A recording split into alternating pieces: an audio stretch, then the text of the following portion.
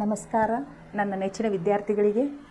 ನೀವೆಲ್ಲರೂ ಇವತ್ತು present English class attend ಆಗಕತ್ತೀರಿ. ನನ್ನ ಹೆಸರು ಲಕ್ಷ್ಮೀ ನೇಗನಾಳ್ ಅಂತ. ಇವತ್ತು ಪ್ರಿಸೆಂಟ್ ಆನ್ಲೈನ್ ಕ್ಲಾಸಸ್ ಬಗ್ಗೆ ಏನು ಹೇಳಬೇಕು ಅಂತಂತಂದ್ರೆ, ಬರೀ ಅಂಕಗಳನ್ನು ಗಳಿಸುವುದು, ಬರೀ ಪಾಸ್ ಆಗ್ಲಿಕ್ಕೆ ಅಷ್ಟ ಅಂಕಗಳನ್ನು ಗಳಿಸೋದಕ್ಕೆ ನಾವು ನಿಮಗೆ ಪಾಠ ಮಾಡಕತ್ತಿಲ್ಲ. ನಿಮ್ಮಲ್ಲಿ ವಿಚಾರ ಶಕ್ತಿಯನ್ನು ಹೆಚ್ಚಿಸುವುದು, ಪ್ರಶ್ನೆ ಕೇಳೋಕೆಯ ಕೆಪಾಸಿಟಿ ಹೆಚ್ಚಿಸುವುದು, ಆಳವಾಗಿ ಭಾಷೆಯನ್ನು ತಿಳ್ಕೊಳ್ಳುವುದು, ಅದರಲ್ಲಿ ಕಾನ್ಫಿಡೆನ್ಸ್. ಯಾವ ರೀತಿಯಾದ ಕಾನ್ಫಿಡೆನ್ಸ್ ಅಂತಂದರೆ, ಬರೀ ಪ್ರಶ್ನೆಗೆ ಉತ್ತರ ಬರೆಯೋದು ಅಷ್ಟೇ ಕಾನ್ಫಿಡೆನ್ಸ್ ಅಲ್ಲ, ನಿಮಗೆ ಮಾತಾಡೋಕ್ಕೂ ಇಂಗ್ಲೀಷ್ ನಾವು ಕಾನ್ಫಿಡೆನ್ಸ್ ಬರುವಂಗೆ ಕಮ್ಯುನಿಕೇಷನ್ ಸ್ಕಿಲ್ಸ್ಗೇನು ಹೆಚ್ಚಿಗೆ ಸ್ಕೋಪ್ ಕೊಟ್ಟು, ಇಂಗ್ಲೀಷ್ ಅಷ್ಟೇ ಅಲ್ಲ, ಪ್ರಿಸೆಂಟ್ ಕ್ಲಾಸಸ್ ಒಳಗೆ ಸಮಾಜಶಾಸ್ತ್ರ, ವಿಜ್ಞಾನ, ಗಣಿತ, ಹಿಂದಿ, ಕನ್ನಡ, ಇಂಗ್ಲೀಷ್ ಹೀಗೆ ಅಷ್ಟು 10ನೇ ತರಗತಿಯ ಸಬ್ಜೆಕ್ಟ್ಸನ್ನು ನಾವು ಕವರ್ ಮಾಡ್ತಾಯಿದ್ದೀವಿ. So are you ready for the present classes? ತಾವೆಲ್ಲರೂ ಸಿದ್ಧರಿದ್ದೀರಾ? ಕಲಿಕೆಯನ್ನು ಸಮಗ್ರವಾಗಿ ನಿಮ್ಮಲ್ಲಿ ಅಳವಡಿಸಿಕೊಳ್ಳೋದಕ್ಕೆ ನೀವೆಲ್ಲರೂ ಸಿದ್ಧರಿದ್ದೀರಾ? ಓಕೆ, ಇವತ್ತು ನಾನು ನಿಮಗೆ a hero 10th standard second language English first lesson a hero written by RK. Narayan. RK. Narayan ಅವರ ಪರಿಚಯವನ್ನು ನಾನು ನಿಮಗೆ ಇವತ್ತು ಮಾಡಿಕೊಡ್ತೀನಿ. ಆರ್.ಕೆ. ನಾರಾಯಣು ಇಲ್ಲಿದ್ದಾರೆ ನೋಡ್ರಿ. ಆರ್.ಕೆ. ನಾರಾಯಣ್ ಇವರು ಪೂರ್ಣ ಹೆಸರು ರಾಶಿಪುರಂ ಕೃಷ್ಣಸ್ವಾಮಿ ಅಯ್ಯರ್ ನಾರಾಯಣ ಸ್ವಾಮಿ. ನೆನ್ಪಿಟ್ಕೋಬೇಕು. ಆರ್.ಕೆ. ನಾರಾಯಣ್ ಅವರ ಪೂರ್ಣ ಹೆಸರೇನು? ರಾಶಿಪುರಂ ಕೃಷ್ಣಸ್ವಾಮಿ ಅಯ್ಯರ್ ನಾರಾಯಣ ಸ್ವಾಮಿ. ಇವರು is widely considered to be one of the greatest Indian English novelist who is known for simple and unpretentious writing style. ಇವರು ಏನು ಇಂಡಿಯನ್ ಇಂಗ್ಲೀಷ್ ರೈಟರ್. ಆದ್ರೆ ಇವರು ಏನೇನು ಬರೆದ್ರು? ಕಥೆಗಳನ್ನು ಬರೆದ್ರು, ಕಾದಂಬರಿಗಳನ್ನು ಬರೆದ್ರು, ಆಮೇಲೆ ಪುಸ್ತಕಗಳನ್ನು ಬರೆದ್ರು. ಆದರೆ ಅವ್ರ ಬರವಣಿಗೆಯೊಳಗೆ ಏನು ಸ್ಪೆಷಾಲಿಟಿ ಐತಂತಂದ್ರೆ, ಆಡಂಬರ ಇಲ್ಲ. ಆಡಂಬರದ ಬರವಣಿಗೆ ಆರ್.ಕೆ. ನಾರಾಯಣ್ ಅವ್ರದ್ದಲ್ಲ. ಸರಳ ಭಾಷೆಯೊಳಗೆ ಎಲ್ಲರಿಗೂ ಅರ್ಥ ಆಗುವಂಗೆ ಅವ್ರ ಬರವಣಿಗೆಗಳು ಇರ್ತಾವೆ. He is best known for his work set in the fictional South Indian town of Malgudi days ಅಂತ ಹೇಳಿ TV ನಮ್ಮ ದೇಶದೊಳಗೆ ಫಸ್ಟ್ ಬಂದಾಗ DD1 ಅಂತ ಒಂದೇ ಚಾನಲ್ ಇತ್ತು. ಅದರೊಳಗೆ ಮಾಲ್ಗುಡಿ ಡೇಸ್ ಅಂತ ಹೇಳಿ ಧಾರಾವಾಹಿ ಬರ್ತಿತ್ತು. ಅದು ಮಾಲ್ಗುಡಿ ಅಂತಂದ್ರೆ ಏನು?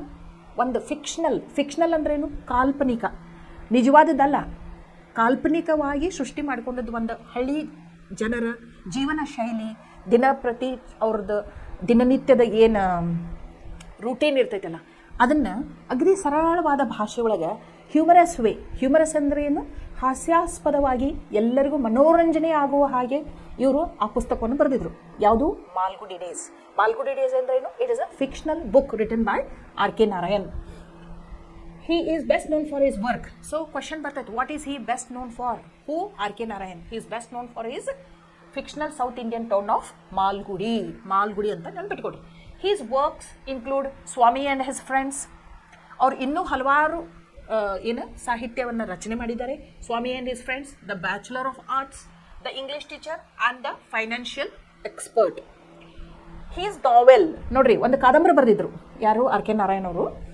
ದ ಗೈಡ್ ಅಂತ ಹೇಳಿ, ಇದು ಸಿನಿಮಾ ಮಾಡಿದ್ರು. ಇದರಿಂದ ಒಂದು ಪಿಕ್ಚರ್ ಮಾಡಿದ್ರು ದೇವಾನಂದ್ ಅವ್ರದ್ದು.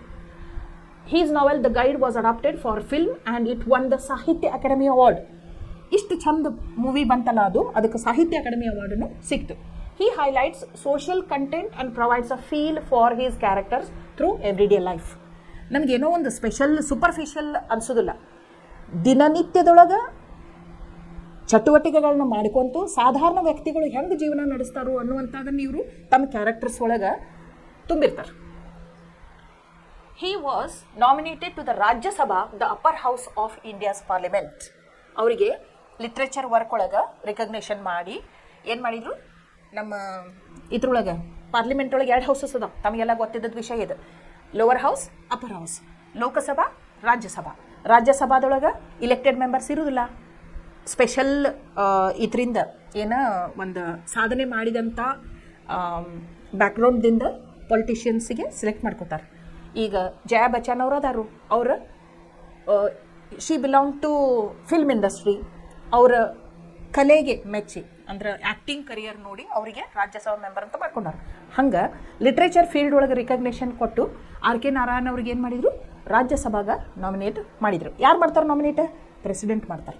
ಮಕ್ಕಳೇ, ಇದರಿಂದ ನೀವು ಏನಂತ ತಿಳ್ಕೊಬೇಕು ಅಂತಂದ್ರೆ, ನಾವು ಬರೇ ಪಠ್ಯ ಪುಸ್ತಕದ ಅಷ್ಟ ಸೀಮಿತ ಆಗಿರಬಾರ್ದು. ಸ್ವಲ್ಪ ನೀವು ಲಕ್ಷ್ಯ ಕೊಟ್ಟನ ಹೇಳೋದೆಲ್ಲ ಕೇಳ್ಕೊಂಡು ಬಿಟ್ರಿ ಅಂದ್ರೆ ನೀವು ಏನು ಮಾಡ್ತೀರಿ, ಪಠ್ಯ ಪುಸ್ತಕದ ಜೊತೆಗೆ ಏನು ಸಾಮಾನ್ಯ ಜ್ಞಾನ, ಜನರಲ್ ನಾಲೆಜ್ ಬಗ್ಗೆ ಸುಧಾ ನೀವು ಏನು ಮಾಡ್ತೀರಿ, ಕಲಿತಾ ಹೋಗ್ತೀರಿ.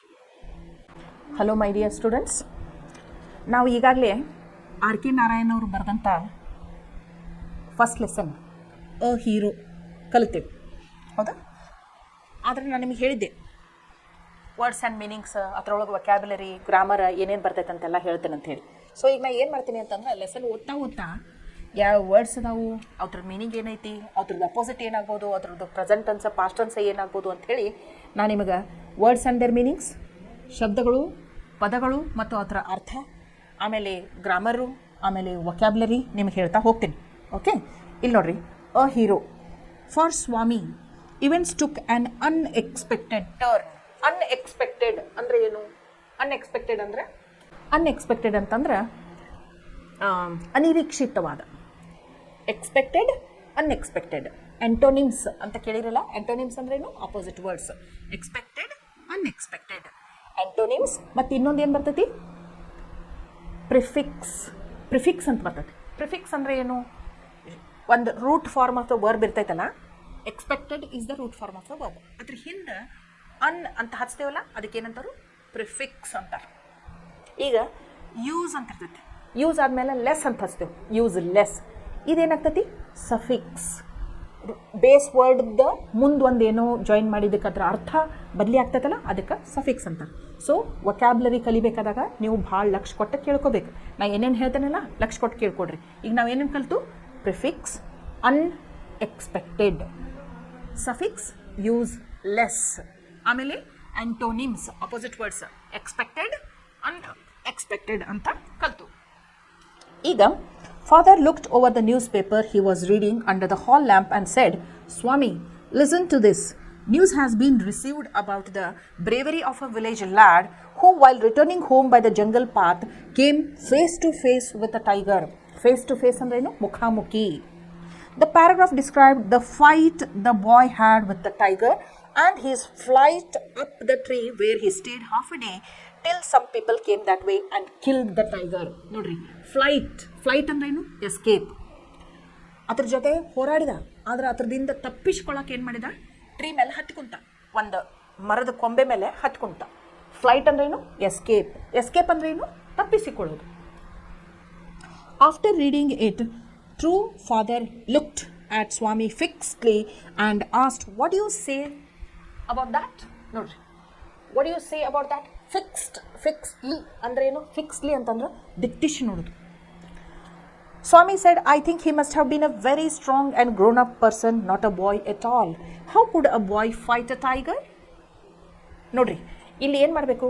ನಾವು ಯಾವತ್ತಿದ್ರೂ ಪ್ರಶ್ನೆಗಳನ್ನ ಕೇಳಬೇಕಾದಾಗ ಕ್ವಶನ್ ಮಾರ್ಕ್ ಬರ್ತೈತಿಲ್ಲ, ಅಲ್ಲಿ ನಮ್ದು ಇಂಟೋನೇಷನ್ ರೈಸ್ ಮಾಡ್ಬೇಕು. ಹೆಂಗೆ? How could a boy fight a tiger ಅಲ್ಲ, how could a boy fight a tiger ಅಂತ ಕೇಳಬೇಕು. You think you are wiser than the newspaper? ನೋಡ್ರಿ, ವೈಸರ್ ಅಂತ ಎಲ್ಲಿ ಬರ್ದಿ ನಾನು? ಇಲ್ಲಿ ನೋಡ್ರಿ, ವೈಸರ್ ಅಂತಂದ್ರೆ ವೈಸ್ ಅಂದ್ರೆ ಬುದ್ಧಿವಂತ. ಇದು ಪಾಸಿಟಿವ್ ಡಿಗ್ರಿ. ವೈಸರ್ ಅಂದ್ರೆ ಕಂಪ್ಯಾರೇಟಿವ್ ಡಿಗ್ರಿ. ಯಾವತ್ತಿದ್ರು ನೆನ್ಪಿಟ್ಕೊಡ್ರಿ, 3 degrees ಆಫ್ ಕಂಪ್ಯಾರಿಸನ್ ಅದಾವೆ. Positive degree, comparative degree, superlative degree ಅಂತೇಳಿ. ಸೊ ವೈಸರ್ ಅಂದ್ರೇನು? ನೀ ನ್ಯೂಸ್ ಪೇಪರ್ಗಿಂತ ಹೆಚ್ಚಿಗೆ ಬುದ್ಧಿವಂತ ಅಂತ ತಿಳ್ಕೊಳಕತ್ತಿ ಅಂತ ಕೇಳಿದ್ರು father. A man may have the strength of an elephant and yet be a coward. Coward ಅಂದ್ರೆ ಏನು? ಹೇಡಿ. ಕವಾರ್ಡ್ ಅಂದ್ರೆ ಹೇಡಿ. ಅದ್ರದ್ದು ಅಪೋಸಿಟ್ ಏನು? ಕವಾರ್ಡ್ ಅಪೋಸಿಟ್ ಏನು? ಹೀರೋ ಅಥವಾ ಫಿಯರ್ಲೆಸ್ ಅಥವಾ ಡೇರಿಂಗ್ ಪರ್ಸನ್ ಅಂತ ಆಗ್ಬೋದು. ಸ್ವಾಮಿ ಡಿಸ್ಪ್ಯೂಟೆಡ್ ದ ಥಿಯರಿ, ಎದುರು ವಾದಿಸಿದ. ಇಲ್ಲೇ ಅವ ಕಷ್ಟದೊಳಗೆ ಸಿಕ್ಕಾಕೋತಾನೆ. ಅವ್ರ ಫಾದರ್ ಹೇಳಿದಕ್ಕೆಲ್ಲ ಹ್ಞೂ ಹ್ಞೂ ಅಂದಿದ್ರೆ ಸುಮ್ಮನೆ ಇರ್ತಿದ್ರು ಫಾದರ್. ಬಟ್ ಅವ ಏನು ಮಾಡಿದ, ತಂದೆಗೆ ಎದುರು ವಾದಿಸಕತ್ತ. ಏನಂತ ಕೇಳ್ದ, father, suppose I have all the courage, what could I do if a tiger should attack me? ನನ್ನ ಹತ್ರ ಧೈರ್ಯ ಇತ್ತು ಅಂದರೂ ನನ್ನ ಟೈಗರ್ ಅಟ್ಯಾಕ್ ಮಾಡ್ತು, ನಾ ಸಣ್ಣವದೇನಿ, ನನ್ನ ಹತ್ರ ಸ್ಟ್ರೆಂತ್ ಇಲ್ಲ, ನಾ ಸಣ್ಣ ಹುಡುಗದೀನಿ, ನಾ ಸೋಲ್ತೀನಿ ಅಂತ ಹೇಳ್ತಾನೆ. Leave alone strength. Leave, LEAV, leave ಅಂದ್ರೇನು? ಬಿಟ್ಟು ಹೋಗೋದು.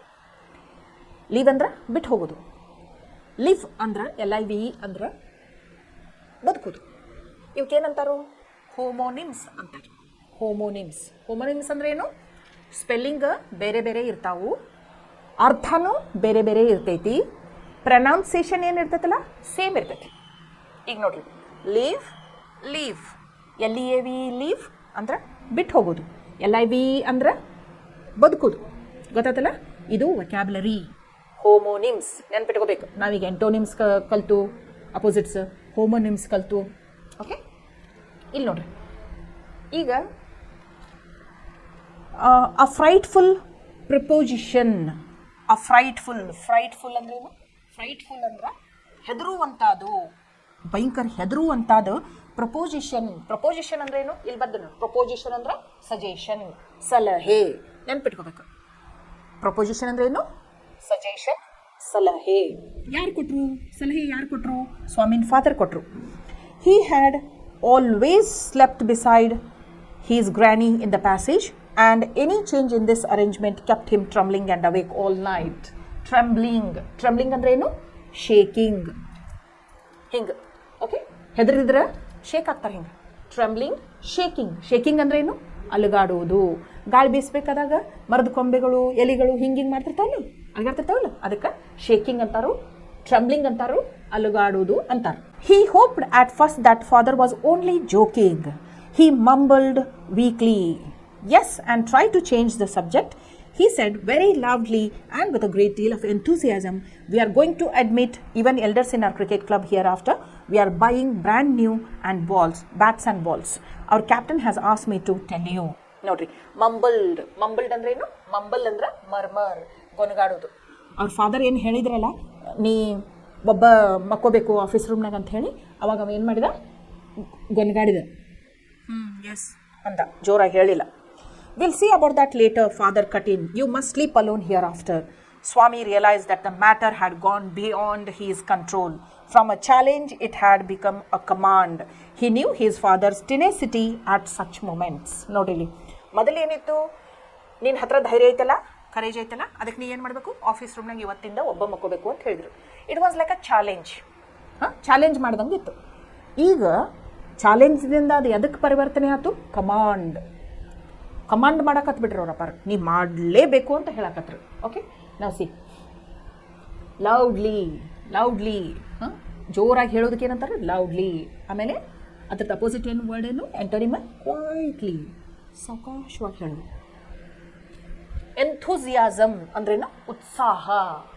ಅವ್ರ ತಂದೆ ನೀ ಒಬ್ಬನೇ ಮಕ್ಕೋಬೇಕು ಅಂತ ಹೇಳಕತ್ರ, ಟಾಪಿಕ್ ಚೇಂಜ್ ಮಾಡೋ ಸಂಬಂಧ ಏನು ಮಾಡಿದೆ? ಎಂಥೂಸಿಯಾಸ್ಟಿಕ್ಲಿ ಏನು ಹೇಳ್ದ? ಕ್ರಿಕೆಟ್ ಟೀಮ್ ಬಗ್ಗೆ ಮಾತಾಡಕತ್ಬಿಟ್ಟ. ಟಾಪಿಕ್ ಚೇಂಜ್ ಮಾಡೋ ಸಂಬಂಧ, ನಾವು ದೊಡ್ಡವ್ರನ್ನ ನಮ್ಮ ಕ್ರಿಕೆಟ್ ಟೀಮ್ ಒಳಗೆ ಸೇರಿಸ್ಕೊಳತ್ತೀವಿ, ನಾವು ಹೊಸ ಬ್ಯಾಟ ಬಾಲ್ ತೊಗೊಂಡು ಬರಾಕತ್ತೀವಿ, ನಮ್ಮ ಟೀಮದ್ದು ಕ್ಯಾಪ್ಟನ್ ಅದಲ್ಲ, ಈ ವಿಷಯ ನನ್ನ ಮುಂದೆ ಹೇಳಂದ ಅಂತ ಹೇಳಿ ಟಾಪಿಕ್ ಚೇಂಜ್ ಮಾಡೋ ಸಂಬಂಧ. ಓಕೆ, ಹೇಳಕತ್ತ. Will see from the first of next month I sleep alone father. No, you must do it now. It is disgraceful sleeping beside granny or mother like a baby. Disgraceful ಅಂದ್ರೆ ಏನು? ನೋಡ್ರಿ, graceful ಅಂದ್ರೆ ನಾ ಹೇಳಿದ್ನಲ್ಲ ನಿಮಗೆ, suffix prefix ಅಂತ. ಈಗ ನೀವೇ ಹೇಳ್ರಿ, ಇದು ಸಫಿಕ್ಸು ಪ್ರಿಫಿಕ್ಸ್ ಅಂತ. ಗ್ರೇಸ್ಫುಲ್ ಇದು ಬೇಸ್ ವರ್ಡ್. ಇದಕ್ಕಿಂತ ಮೊದಲು ಡಿಸ್ ಬಂದೈತೋ ಆಮೇಲೆ ಬಂದತ್ತು? ಮೊದಲು ಬಂದೈತಿ. ಡಿಸ್ಗ್ರೇಸ್ಫುಲ್ ಅಂದರೆ ಇದೇನು? ಪ್ರಿಫಿಕ್ಸ್. ಪ್ರಿ ಅಂದ್ರೇನು? ಮೊದಲು ಬರೋದಕ್ಕೂ. ಪ್ರಿಫಿಕ್ಸ್. ಡಿಸ್ಗ್ರೇಸ್ಫುಲ್ ಅಂದ್ರೇನು? ನಾಚಿಕೆ ಗೇಡು. ಏನು ನಾಚಿಕೆ ಗೇಡು? ಸ್ವಾಮಿನ್ ಫಾದರ್ಗೆ ಮಗ ಏನು ಮಾಡೋದು ನಾಚಿಕೆ ಗೇಡ್ತಾನ ಅನ್ನಿಸ್ತಿತ್ತು. ಅವ 10 ವರ್ಷದವ ಆದ್ರೂ ಅಜ್ಜಿ ಜೊತೆ ಮಕ್ಕೋತಿದ್ದಲ್ಲ, he slept beside his granny. That was disgraceful according to Swami's father. ನಾಚಿಕೆ ಗೇಡ್ತಾನ ಇದು ಅಂತ ಹೇಳಿದ್ರು. You are in the second form and I don't like the way you are being brought up. he said, and looked at his wife, who was rocking the cradle. Why do you look at me while you say it? She asked. I hardly know anything about the boy. ನೋಡ್ರಿ ಏನಂದ್ರು disgraceful ಐತಿ ಅಂತಂದ್ರು. ಆಮೇಲೆ ಏನು ಮಾಡಿದ್ರು, ಭಾಳ ಸ್ಟ್ರಿಕ್ಟಾಗಿ ಹೇಳಿದರು. ಇಲ್ಲಿ ನೋಡ್ರಿ, ಬೈ ಅಪೋಸಿಟ್ ಸೆಲ್. ಟೆನಾಸಿಟಿ ಅಂದ್ರೇನು? ಡಿಟರ್ಮಿನೇಷನ್, ಸ್ಥಿರತೆ. ಒಬ್ಬನ ಮಕ್ಕಳದಕ್ಕೆ ಏನಂತಾರೋ alone, you must sleep alone ಅಂದ್ರೆ ಏಕಾಂಗಿ ಅಂತ. ಇಲ್ಲಿ ಸೆಕೆಂಡ್ ಫಾರ್ಮ್ ಅಂತ ಬಂತಲ್ಲ, ಸೆಕೆಂಡ್ ಫಾರ್ಮ್ ಅಂದ್ರೇನು? 7th standard during British times. British ಕಾಲದಲ್ಲಿ 7ನೇ ತರಗತಿ. ನೋಟ್ ಡೌನ್ ಮಾಡಿಕೊಡ್ರಿ ಇದನ್ನು. ಸೆಕೆಂಡ್ ಫಾರ್ಮ್ ಅಂತಂದ್ರೆ ಏನು? ಸೆಕೆಂಡ್ರಿ ಎಜುಕೇಷನ್ ಅಲ್ಲ, ಈಗೆಲ್ಲ ಏನು ಹೈಸ್ಕೂಲಿಗೆ ಅಂತಾರಲ್ಲ ಹಂಗಲ್ಲ. 7th ಸ್ಟ್ಯಾಂಡರ್ಡ್ ಬ್ರಿಟಿಷ್ ಕಾಲದೊಳಗೆ 7ನೇ ತರಗತಿ ಅವ್ರಿಗೆ ಏನಂತಿರು? ಸೆಕೆಂಡ್ ಫಾರ್ಮ್ ಅಂತಿದ್ರು. ರಾಕಿಂಗ್ ದ ಕ್ರಾಡಲ್ ಅಂದ್ರೇನು? ತೊಟ್ಟಲ ತೂಗುವುದು. ತಾಯಿ ಏನು ಮಾಡಕತ್ತಿದ್ರು?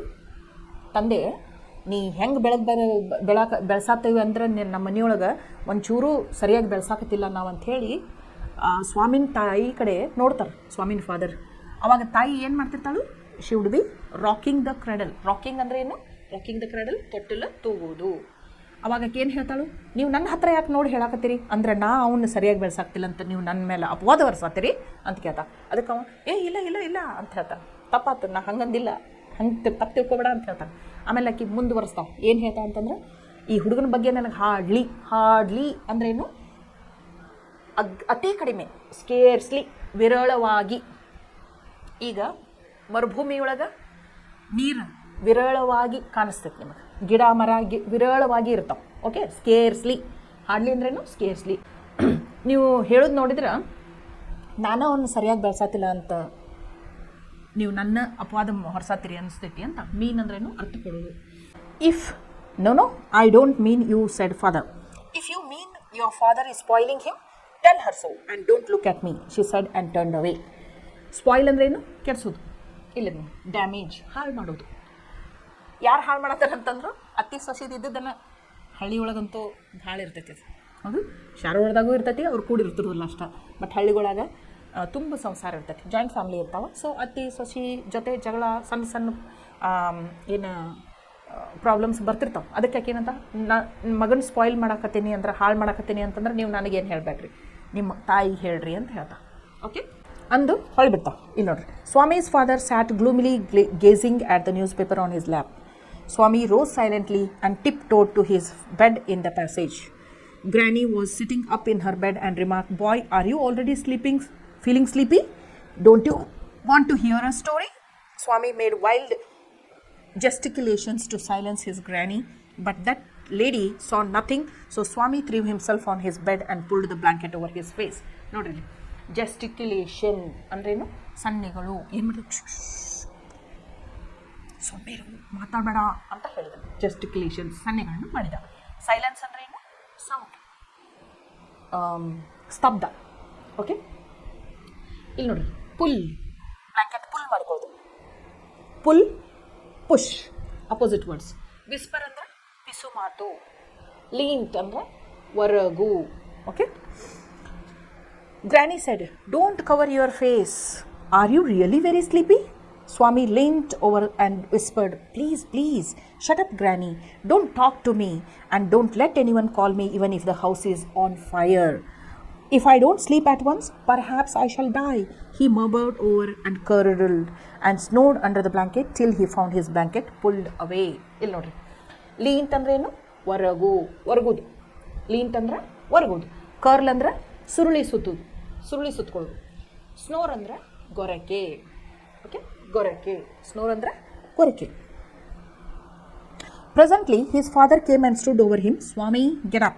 ಈಗ ನೀವು ನೆನಪಿಟ್ಕೋಬೇಕು, ಸ್ವಾಮಿ ಯಾವಾಗ ಹೋಗಿ ಗ್ರ್ಯಾನಿಂದ, ಹಿ ಸ್ಲೀಪ್ಸ್ ಬಿಸೈಡ್ ಗ್ರ್ಯಾನಿ, ಅವಾಗ 3 ಸಲ ಎಬ್ಬಿಸ್ತಾರೆ ಸ್ವಾಮಿನ ಫಾದರ್. ಅವಂಗ ಯಾಕೆ ಎಬ್ಬಿಸ್ತಾರು ನಿಮ್ಗೆ ಗೊತ್ತೈತಿ? Because it was his father's command to Swami that day he has to sleep alone in the office room. Swami get up ಅಂತ 1ನೇ ಸಲ ಎಬ್ಬಿಸ್ತಾರೆ. ಏನಂತ ಹೇಳ್ತಾರೆ? ಸ್ವಾಮಿ ಗೆಟಪ್ ಅಂತ. 2ನೇ ಸಲ 3ನೇ ಸಲ ಏನು ಹೇಳ್ತಾರೆ? ಗೆಟಪ್ ಸ್ವಾಮಿ ಅಂತ ಹೇಳ್ತಾರೆ. ಸ್ವಾಮಿ ಇದ್ದದ್ದು ಲಾಸ್ಟ್ ಬರ್ತೈತಿ, ನೆನ್ಪಿಟ್ಕೊಡ್ರಿ. First time how he wakes him up, Swami get up, he said. He looked like an apparition in the semi-darkness of the passage, which was lit by a cone light from the hall. Swami stirred and groaned as if in sleep. Father said, "Get up, Swami." Granny pleaded, "Why do you disturb him?" ಇಲ್ಲಿ ನೋಡ್ರಿ ಏನು ಇಲ್ಲಿ ಅಪರಿಷನ್ ಅಂದ್ರೇನು ghost ಭೂತ. Semi darkness ಅಂದ್ರೇನು ಅರೆ ಕತ್ತಲು, ಅಗದಿ ಸ್ವಲ್ಪ ಬೆಳಕು ಬೀಳ್ತಿರ್ತೈತಿ. ಲಿಟ್ ಅಂದ್ರೆ ಬೆಳಗಿದ. ಅಪೀಲ್ ಅಂದ್ರೆ ರಿಕ್ವೆಸ್ಟ್ ಮನವಿ. ಪ್ಲೀಡೆಡ್ ಅಂದ್ರೆ ಅಪೀಲ್ ಮನವಿ. ಇಲ್ಲಿ ನೋಡ್ರಿ ಅಕ್ಕಿ ಅಜ್ಜಿ ಇರ್ತಾಳಲ್ಲ, ಗ್ರಾನಿ ಇರ್ತಾಳಲ್ಲ, ಆ ಮಗು ಮಕ್ಕೊಂಡೈತಿ, ಯಾಕೆ ಎಬ್ಬಿಸ್ತಿ, ದಯವಿಟ್ಟು ಎಬ್ಬಿಸ್ಬೇಡಪ್ಪ ಅಂಥೇಳಿ ಪ್ಲೀಡೆಡ್ ಅಂದ್ರೇನು ಬೇಡ್ಕೋತಾಳೆ. "Get up, Swami," said father for the third time, and Swami got up. Father rolled up his bed, took it under his arm and said, "Come with me." Swami looked at Granny, hesitated for a moment and followed his father into the office room. On the way, he threw a look of appeal at his mother and he said, "Why do you take him to the office room? He can sleep in the hall, I think." "I don't think so," father said, and Swami slunk behind him with bowed head. Appeal ಅಂದ್ರೇನು request. ಯಾರ ಕಡೆ ನೋಡ್ತಾನೋ appealing, ಕಣ್ಣೊಳಗನ please mummy ಹೇಳು ಪಪ್ಪಾಗ ನನ್ನ ಒಬ್ಬನ ಹಾಲ್ನಾಗ ಇದು office ರೂಮ್ನಾಗ ಮಲಗಿಸ್ಬೇಡ ಅಂಥೇಳಿ appeal ಮಾಡ್ಕೊಂಡಿರ್ತಾನೆ. ಇಲ್ಲಿ ನೋಡ್ರಿ, ಆದರೂ ಅವ್ರ ತಂದೆ ಅದನ್ನು ಏನು ಕೇಳಂಗಿಲ್ಲ. "Come with me." Swami looked at Granny, hesitated for a moment. Hesitated ಅಂದ್ರೇನು ಭಯ, ಹಿಂಜರಿಕೆ. ಬಾ ಅಂದ್ಕೊಳ್ಳಿ ಓಡ್ಕೊತ ಹೋಗ್ಬಿಡಂಗಿಲ್ಲ, ಹೋಗ್ಲೋ ಬೇಡೋ ಅದಕ್ಕೇನಂತಾರೋ ಹೆಸಿಟೇಷನ್ ಅಂತಾರೆ. ಹೆಸಿಟೇಷನ್ ಅಂದ್ರೇನು ಭಯ, ಹಿಂಜರಿಕೆ ಮಾಡ್ತಾನೆ. ಆಮೇಲೆ and followed his father into the office room. On the way, he threw a look of appeal at his mother. That we have done. "Can I have a lamp? See, let me sleep in the hall, father," Swami pleaded. ನೋಡ್ರಿ, pleaded ಅಂತ ಮತ್ತೆ ಬಂದೈತಿ. "Your office room is very dusty." ಧೂಳು ಐತಿ ಅಂತ ಹೇಳ್ತಾರೆ. Dusty ಇಲ್ಲದ ನೋಡ್ರಿ, ಡಸ್ಟ್ ಅಂದ್ರೇನು ಧೂಳು ಐತಿ. ಆಮೇಲೆ ನಿನ್ನ ಆಫೀಸ್ ರೂಮ್ ಒಳಗೆ ಏನದಾವ ಅಂತ ಹೇಳ್ತಾನೋ ಸ್ಕಾರ್ಪಿಯನ್ಸ್ ಅಂದ್ರೆ ಏನು? ಸ್ಕಾರ್ಪಿಯನ್ಸ್ ಅಂದ್ರೆ ಚೇಳುಗಳು. "Can I have a lamp burning in the room?" Light ಹಚ್ಕೊಂಡು ಮಕ್ಕೋಲಿ ಅಂತ ಕೇಳ್ತಾನೆ. "No, you must learn not to be afraid of darkness." Darkness ಅಂದ್ರೇನು ಕತ್ತಲು. ನಿನಗೆ ಬೆಳಕಿನೊಳಗೆ ಮಕ್ಕೊಂಡು ರೂಢಿ ಆಗಿಬಿಟ್ಟೈತಿ. ಹ್ಯಾಬಿಟ್ ಅಂದ್ರೇನು ಹವ್ಯಾಸ. ಅದಕ್ಕೆ ನೀ ಈ ಹವ್ಯಾಸವನ್ನು ತಪ್ಪಿಸ್ಕೊಂಡು ಕತ್ತಲೊಳಗೆ ಮಲ್ಕೊಳ್ಳೋದನ್ನು ರೂಢಿ ಮಾಡ್ಕೋಬೇಕು ಅಂತ ಹೇಳ್ತಾರೆ. ಕಲ್ಟಿವೇಟ್ ಅಂದ್ರೇನು ಬೆಳೆಸಿಕೊಳ್ಳುವುದು. ಆಲ್ ರೈಟ್, ಬಟ್ ಈಗ ನೋಡ್ರಿ, learn not to be afraid of darkness. It is only a question of habit. You must cultivate good habits. Will you at least leave the door open? ಬಾಗ್ಲಾದ್ರೂ ತೆಗೆದು ಮಕ್ಕಳಕ್ಕೆ ಬಿಡ್ತೀಯ ನನ್ನ ಅಂತ ಕೇಳ್ತಾನೆ. "All right, but promise me you won't roll up your bed and go to your granny's side at night. If you do it, I'll make you the laughing stock of your school." ಇಲ್ಲಿ ನೋಡ್ರಿ, ಇಲ್ಲಿ will plus not. Will not ಐತಲ್ಲ, contraction ಅಂತಾರೆ ಇದಕ್ಕೆ. ಹಿಂಗೆ ಬರ್ತಾರೆ. Will not ಇದನ್ನು contraction ಆಗಿ ಏನಾಗ್ತದೆ, ಇದು won't. Will not becomes won't, contraction. ಆಮೇಲೆ feel present tense, felt past tense. Humanity ಅಂದರೆ ಮಾನವೀಯತೆ. ಆ್ಯಂಗ್ರಿ ಅಂದ್ರೆ ಸಿಟ್ಟು. ಕಾಮ್ ಅಂದ್ರೆ ಸಮಾಧಾನ. ಅನ್ಆ್ಯಂಗ್ರಿ ಅಂದ್ರೆ opposite word. Strain of cruelty ಅಂದ್ರೆ ಕ್ರೌರ್ಯದ ಒತ್ತಡ. ಎಲ್ಲಿ ಬಂದೈತಿ strain of cruelty? Swami felt cut off from humanity. He was pained and angry. He did not like the strain of cruelty he saw in his father's nature. He hated the newspaper for printing the tiger's story. He wished that the tiger had not spared the boy, who didn't appear to be a boy after all, but a monster. Illot. Strain of cruelty, ಕ್ರೌರ್ಯದ ಒತ್ತಡೆ. Hate the opposite of love. ಆಮೇಲೆ spare ಅಂದ್ರೆ ಬಿಟ್ಟು ಬಿಡು.